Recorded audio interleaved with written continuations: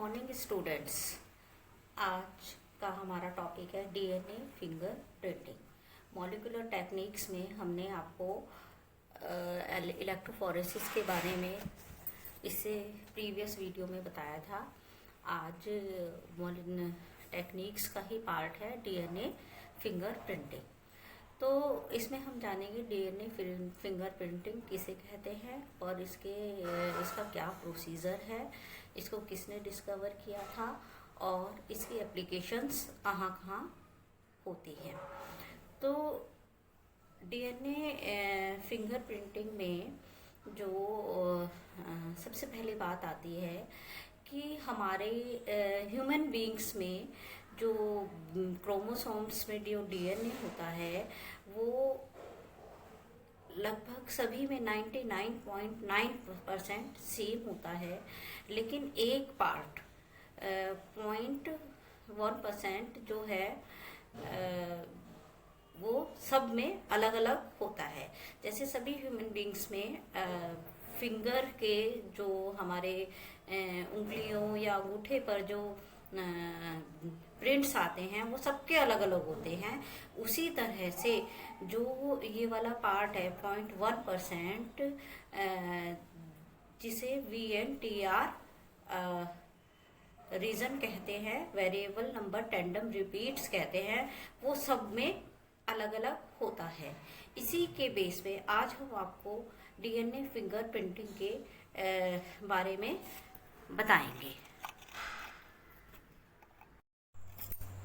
Alex Jeffrey ने DNA finger printing को discover किया था।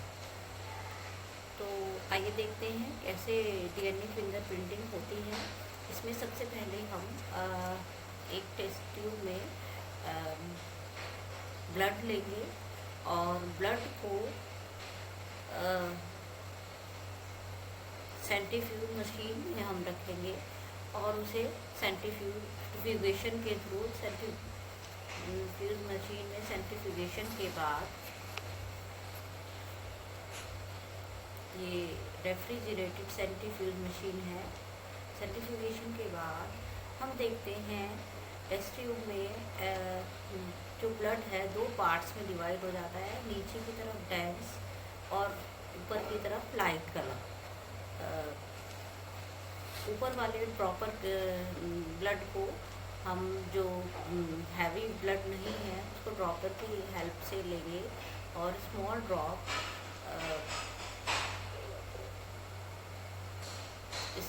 ड्रॉप लेंगे ब्लड की और उसको स्लाइड पर रखकर माइक्रोस्कोप के थ्रू देखते हैं। माइक्रोस्कोप से जब हम देखते हैं तो इसमें हमें एक्स शेप स्ट्रक्चर जिसे क्रोमोसोम्स कहते हैं दिखाई देती है। और क्रोमोसोम्स में जैसे कि हमने प्रीवियस स्लाइड में भी बताया था VNTR रीजन होते हैं, variable number tandem repeats regions होते हैं जो कि सभी ह्यूमन बीइंग्स में अलग अलग होते हैं फिंगरप्रिंट की तरह।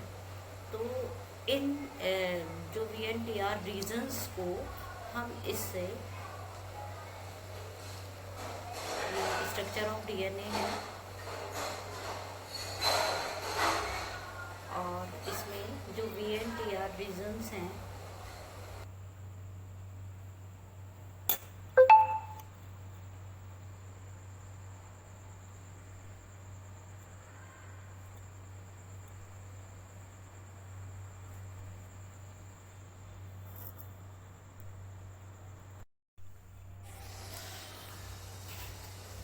स्ट्रक्चर ऑफ डीएनए है।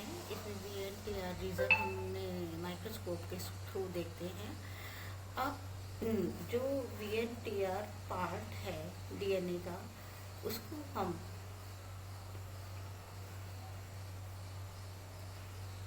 रेस्ट्रिक्शन एंजाइम की तरफ से हेल्प से पार्ट्स में डिवाइड करते हैं। ये येलो कलर का रेस्ट्रिक्शन एंजाइम है जो इससे बाइंड होकर कैंची की तरह वर्क करता है, मीन्स इसको छोटे छोटे पार्ट्स में कट कर देता है। तो देखिए छोटे छोटे पार्ट्स में डीएनए का ये वाला पार्ट कट हो रहा है। ये फ्रेगमेंटेड डीएनए जो है, फिर इसको हम एग्रोज जेल इलेक्ट्रोफोरेसिस के थ्रू एग्रोज पॉलीमरेज जेल में डाल देते हैं। ये इलेक्ट्रोफोरेसिस का एपरेटस है, प्रीवियस वीडियो में बताया था। इसमें जो सेपरेशन होता है डीएनए का on the basis of electrode, plus and minus electrode के बेस पर सेपरेशन होगा। और इसमें लाइट्स करंट ऑन करते हैं तो ये सेपरेशन स्टार्ट हो जाता है। फिर इसमें हम एल्केलाइन सॉल्यूशन मिलाएंगे एग्रोज जेल में।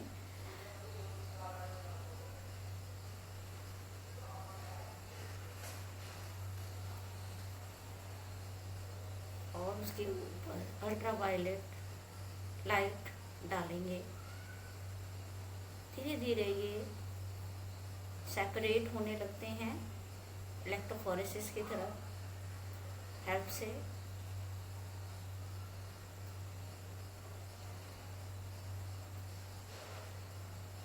और ये जो शीट है जिसके ऊपर होता है, ये इसे नायलॉन या नाइट्रोसेल्यूलोज शीट कहते हैं।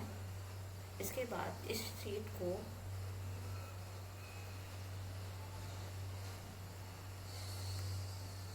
एक बाथ में, जिसमें रेडियो एक्टिव सिंथेटिक डीएनए होता है, उसमें डाल देते हैं। तो जो शीट के ऊपर डीएनए होता है, तो रेडियो एक्टिव डीएनए इस डीएनए से बाइंड हो जाता है, मर्ज हो जाता है।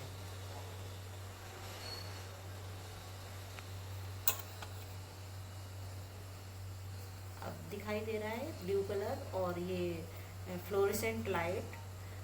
इसके स्ट्रक्चर देखते हैं तो टी थाइमिन एडेनिन और साइटोसिन ग्वानिन के साथ ये बाइंड हो जाता है।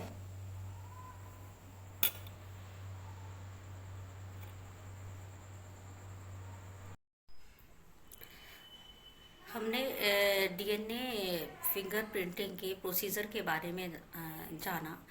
आइए अब हम चलते हैं application of DNA fingerprinting. DNA fingerprinting के कहाँ कहाँ एप्लीकेशंस, कहाँ कहाँ इसे यूज़ किया जाता है। तो सबसे पहले जो मोस्ट इम्पॉर्टेंट एप्लीकेशन है, इससे फॉरेंसिक टेस्ट में DNA analysis in forensic test और पैटर्निटी टेस्ट, पैटर्निटी डिस्प्यूट को भी सुलझाया जाता है। दूसरी जो इम्पॉर्टेंट है एप्लीकेशन, जो बहुत इम्पॉर्टेंट है इन दो के अलावा, it is used in determining the frequency of particular gene in a population में किसी जीन की पर्टिकुलर क्या फ्रीक्वेंसी है उसको डिटरमाइन करने में भी, उसका पता लगाने में भी इसका यूज़ किया जाता है। नेक्स्ट है किसी भी जेनेटिक ड्रिफ्ट में या जीन की फ्रीक्वेंसी में जो चेंज आता है, तो डीएनए फिंगर प्रिंटिंग का जो रोल है, जो भी चेंज आता है उस रोल को, जो इवोल्यूशन में it can be use to trace any the